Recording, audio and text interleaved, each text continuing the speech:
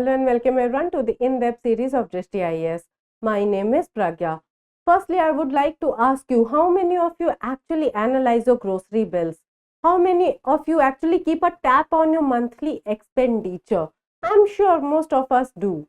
The same is done by the Government of India as well, and the data is collected through a survey that is known as the Household Consumption Expenditure Survey, and the latest figures of which have been released for the year 2022 to 2023. In this discussion, we are firstly going to study about this Household Consumption Expenditure Survey. Then we are also going to find out the spending trends on food, because we Indians, we love our food. Okay, so we are also going to see the key highlights of this Household Consumption Expenditure Survey, and we are also going to try to conclude what has been suggested by the data that has recently been published by the government. And lastly, we are also going to see a practice question for your prelims examination. So if I talk about the background of our today's topic, recently the Government of India has released the figures of the Household Consumption Expenditure Survey for the year 2022 to 23. After a gap of almost 11 years, and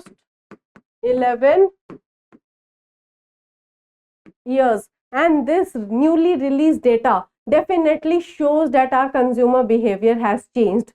Our spending habits have changed, okay? And this data is important to determine various economic indicators such as GDP, such as CPI, such as the state of absolute poverty in India. So it is used to determine various economic indicators. So this brings us to the important point of our today's discussion, that what exactly is this Household Consumption Expenditure Survey. So the Household Consumption Expenditure Survey, or the HCES, is usually conducted by the National Statistical Office, or the NSO, every 5 years, and it basically determines and compares the expenditure habits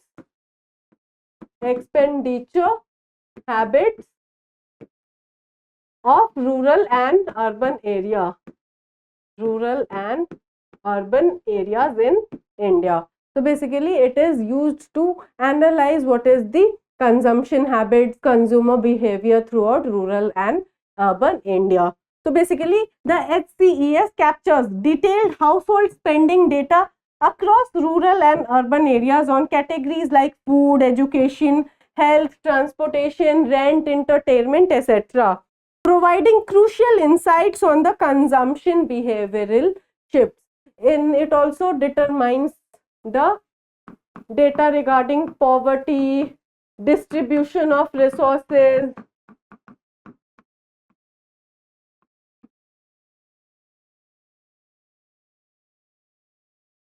and other such things in the rural and urban area, and it also compares the data of various states towards one another to analyze what is the standard of living prevalent in India. Moving forward,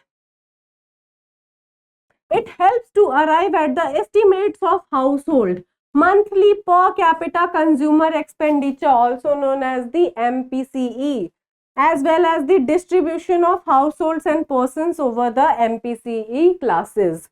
It will be used for rebasing the gross domestic product. As I have said that yes, it is an important indicator of the gross domestic product, okay? And other macroeconomic indicators such as the retail inflation based on the consumer price index, because for the consumer price index, or the CPI, we are still following the base year as 2012, and definitely this data shows that yes, there is a need to revamp the CPI because the behavioral and spending patterns have completely changed. So this brings us to the spending trends on food of the Indians.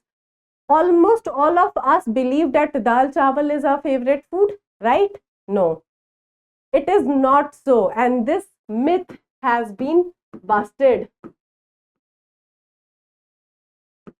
by this Household Consumer Expenditure Survey that no, dal chawal is no longer our favorite food. The share of cereals and pulses within overall food consumption expenditure has reduced both in rural and urban areas. So basically we are spending less and less on food grains. The share of spending on milk has increased, so much so as to overtake that on cereals and pulses combined, that is food grains, in the year 2022 to 2023. So we are largely shifting our base from food grains to having proteins or more nutritious food in our diet. Moving forward, the average rural as well as urban Indian has, for the first time in 2022 to 2023, spent more on fruits and vegetables than on food grains. So milk, food and vegetables, etc. are our new favorite foods. Dal chawal is no longer our favorite food. So this has been said by this survey. Okay. The spending on vegetables alone exceeded that on cereals, and likewise for fruits vis-a-vis pulses. If we compare the spending on cereals and pulses, definitely they have increased, and the spending on fruits, vegetables, milks, etc. has been increased. Moving forward, a growing share of the consumer rupee is also going to eggs, fish and meat. And what does it suggest? So when combined with the rising and falling shares of milk and pulses respectively, it suggests a clear preference among Indian consumer for animal proteins over naturally grown plant proteins. So clearly there has been a preference shift among the Indian household. Indians are spending more as a percentage of their total expenditure on processed foods, beverages and purchased cooked meals, and that is why we can see the success of food delivery platforms in India such as Zomato, Swiggy, Zomato owned Blinkit, Zepto. So you might be thinking that we urban Indians use it. No, it is being highly popular in tier 2 cities in India as well, villages in India as well. So definitely our favorite foods and favorite preferences have changed. Okay. All the 5 trends are consistent with the 𝐈𝐀𝐒 hypothesis. And what is this 𝐈𝐀𝐒 hypothesis? It says that whenever we will have more money in hand,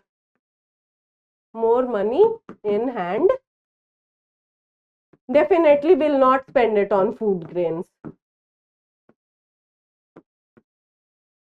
So this is the hypothesis, that rising income means that you are not going to spend it on food grains. Your expenditure on food grains is going to decrease, and this is what has been concluded by the 5 trends that is being seen in the spending analysis of food by the Indians. Moving forward, let us analyze the key highlights of this survey. So the first key highlight is that the share of food spending has changed. As I have mentioned before also, that we are not spending on food grains such as cereals and pulses. So if you take the base year of 1999 to 2000, in rural India almost the percentage was 22%. It has decreased to 4.9% in the data provided for the year 2022 to 2023. This is the figure for rural India, and if you talk about the urban India, it used to spend 12%, but now the expenditure has decreased to almost 3.60%. So around 3.60% as per the latest data that has been released. And you can analyze this table also, year rural Indian and percentage of share of food in MPCE. So you can see that yes, there is a constant decline. You can observe that yes, there is a constant decline in the share of the food grains expenditure. So now the question is, what is India actually consuming? So what rural India eats? So you can see that yes, cereals, it has reduced. You will see an increase in milk, vegetable, fruits, egg, fish and meat. So you can analyze the figures and you can figure it out that it is very evident that yes, we are spending more on milk, eggs, fish, meat proteins, etc. So there has been a change not only in the urban area but also in the rural India. Same is the case with the urban area also. We are spending more on cereals, milk, vegetables, fruits, egg and meat. Okay, and these figures are evidences of the same. Moving forward.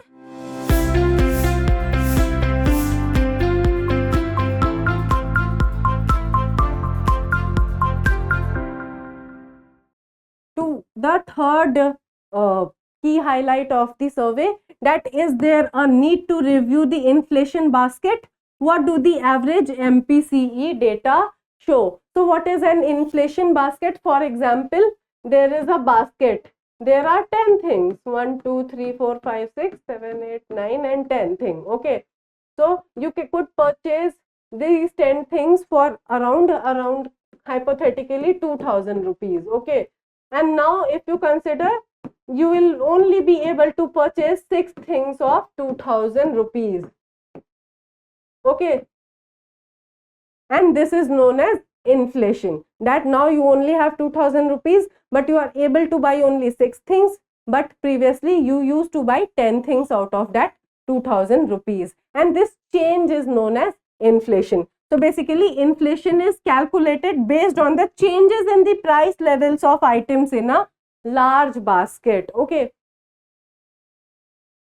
Moving forward, the consumer price index, that is the CPI based inflation, also called as retail inflation, is currently based on a basket that was decided in the year 2012, as I have mentioned. But yes, if you consider the latest data, CPI's years should be changed because there is a change of the consumer behavior. But over the last 11 years, as the latest household consumption expenditure survey data shows, a lot has changed from the base year of 2012, as I am explaining before. So the question is there a need to change our inflation basket? Is there a need to change our 2012 base year? Let me know in the comment box below. The Reserve Bank of India adjusts its policy rate, that is the repo rate, in response to changes in the retail inflation, which in turn affects the economic growth. So what is repo rate? Repo rate is the rate at which the Reserve Bank of India gives loans to the commercial banks. Give loans to the commercial bank. And definitely it depends on the retail inflation in the country. So lowering the interest rates stimulates growth by making loans more affordable to an average person.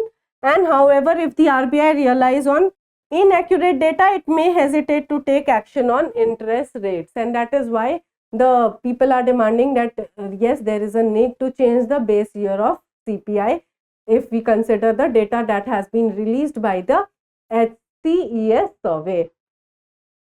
Moving forward to the key highlight number 4.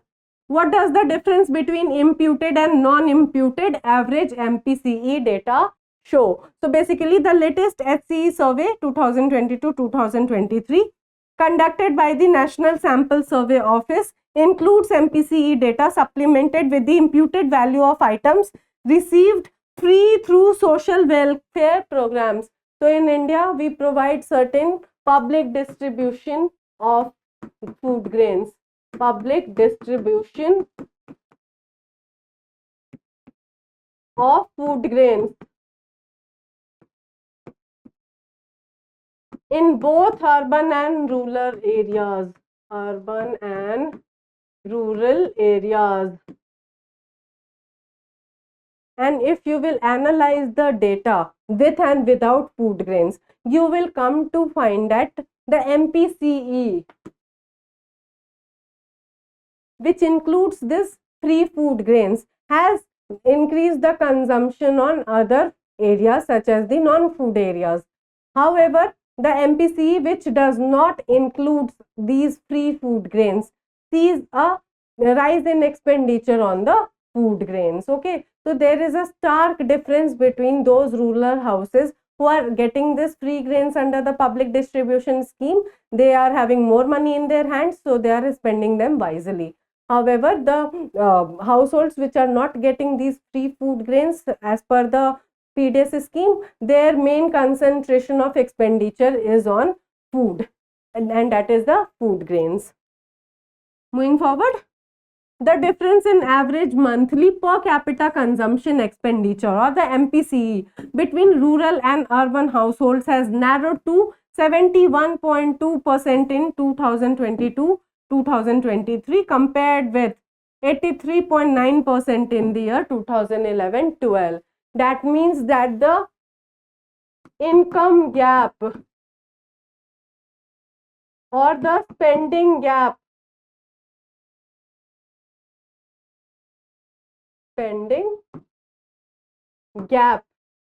has decreased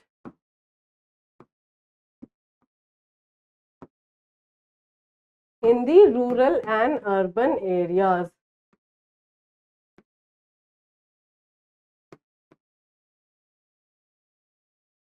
And this is clearly shown by the MPCE data.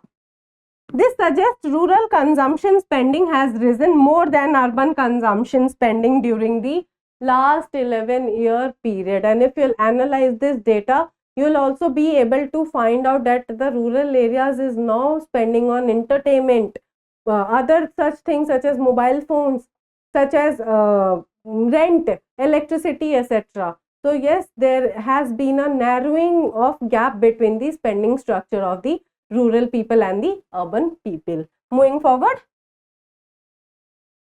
comparison among states is our last key highlight. So among the states, the MPC is the highest in Sikkim for both rural and urban areas, and it is the lowest in Chhattisgarh, where it was rupees 2466 for rural households and rupees 4483 for urban household members. So what can be conclude out of these key highlights? We can conclude that the poorest rural household got the least to spend in terms of free items. The inflation basket needs to be changed. Bihar, MP, Rajasthan and UP offer a lower quality of life than most Indian states and UTs. So all of these has been successfully indicated by the data that has been published through this survey. Now let us examine the conclusion of our today's discussion. What can we actually conclude? So basically, the Household Consumption Expenditure Survey, or the HCES, provides crucial insights into Indian consumption patterns, aiding policy making by informing decisions about food production and demand. So basically, the rise in consumption of milk, fish, poultry products and fruits and vegetables compared to cereals and sugar suggests a need to prioritize production promotion for the former over the latter. So basically, we need to have a shift in our agriculture as well, shift in agricultural processes as well.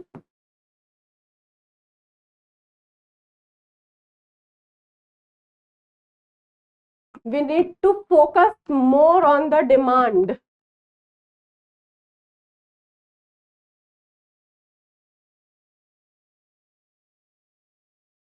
Of the consumer rather than concentrating our whole efforts on producing food grains. Moving forward, Niti Aayog member Ramesh Chand's estimates reveal significantly higher average annual output growth rates for fruits and vegetables, livestock and fisheries sectors compared to cereals and non-horticulture crops.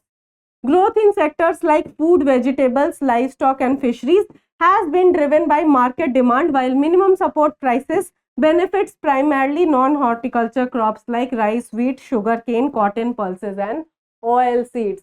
So basically, you know that there is a farmers' protest that is going on.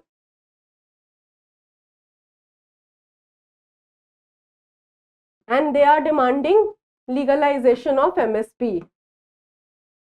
Legalization of minimum support price, or the MSP. So who are these farmers? They are not the farmers of food grain production. They are the farmers of non-food grain production. Basically, they are demanding that you give us the required MSP, our product is in demand in the market. And if something happens, we face a huge loss because there is a difference of MSP in food grains and non-horticulture crops. So these are the farmers who are demanding that actually legalize MSP so that we are able to cater to the demand of the Indian society. So this is the rationale behind the protest that is going on amongst the farmers for legalization of the MSPs. And this data clearly shows that yes, our food preferences have definitely changed. With this, we come to a conclusion of our today's discussion. We have analyzed the Household Consumer Expenditure Survey. We have also analyzed the spending habits of Indian and how it has changed over the years. We have also seen the key highlights of the survey. We have also seen the various conclusions of data that has been there by this survey, that has been given by this survey, and what does it actually suggest. Now let us discuss a practice question for your prelims examination. So the question is, which state has the lowest standard of living as per the Household Consumer Expenditure Survey 2022 to 2023? The options are: option A is Bihar, option B Sikkim, option C is Maharashtra, and option D is Karnataka. So kindly drop your answers in the comment box below. I hope this session was insightful for you. If you have any feedback regarding this session, kindly drop it in the comment box below. If you liked today's discussion and found it to be helpful, kindly like the video and subscribe to our channel for more such updates. Thank you. For more informative content, like, share and subscribe, and do not forget to press the bell icon to get the notifications.